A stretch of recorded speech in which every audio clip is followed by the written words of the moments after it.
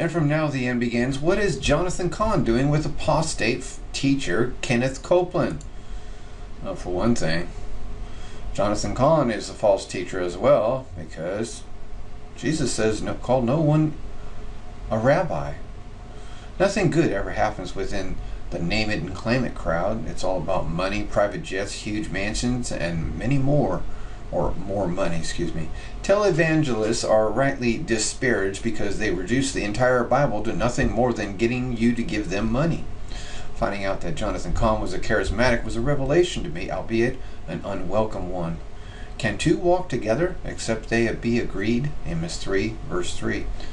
Jonathan Cahn was a guest on our radio show a few years back, and a very engaging one at that. His book, The Harbinger, had just come out, and he was popping up everywhere to promote it. Since then, he has catapulted to end-time celebrity, even being asked to give the invocation of Obama's presidential inaugural breakfast in Washington, D.C. back in 2013.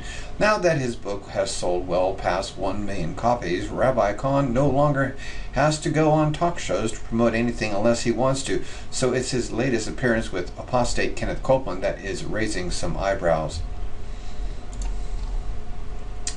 Not only that, but he prophesied that America would fall economically in September of last year.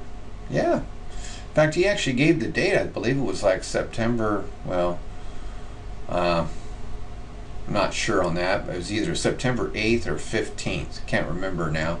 I think, anyway, the point is that came and went, and America economy did not collapse. And that's what the Harbinger mainly was about.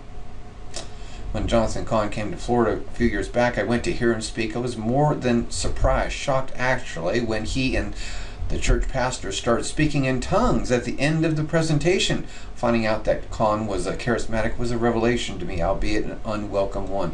Now I find that not only is he a charismatic, but he likes to swim along the bottom feeder apostates, televangel fakers, Bible twisters like Kenneth Copeland, Jim Bakker, Sid Roth, and others.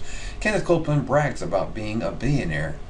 Apostate Kenneth Copeland bragging about stealing so much from his church that he's actually a billionaire. And why on earth would the idiots who give him all that money actually applaud this heresy? Copeland is a crook, so why is Jonathan Cahn so happy to be associated with him? I don't even want to know. I totally agree with that statement. I don't even want to know. That's exactly where it's leading, isn't it? I consider Jonathan a friend, and it saddens me to even have to report on this. Nothing good ever happens within the name it and claim it crowd. It's all about money, private jets, huge mansions, and more money. Televangelists are rightly disparaged because they reduce the entire Bible to nothing more than getting you to give them money. And they tell any lie to get you to do that. They promise you miracle healings if you will sow them your seed. It's always the seed thing, isn't it? Yet when they themselves get sick, like Rod Parsley did last year, there are no miracle healings, just old-fashioned doctor visits and drugs. Liars, one and all. Come on, Jonathan, you can do better than this. Wherefore come from out among them, and be ye separate, saith the Lord. Touch not the unclean thing, and I will receive you. 2 Corinthians 6, verse 17. And here's the Kenneth Hagin, Joyce Meyer, Kenneth Copeland, Creflo Dollar, Benny Hinn, false teachings for 3 hours.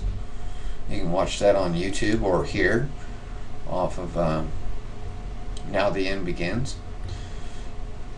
Well, that'll be it for this report, and thank you for listening.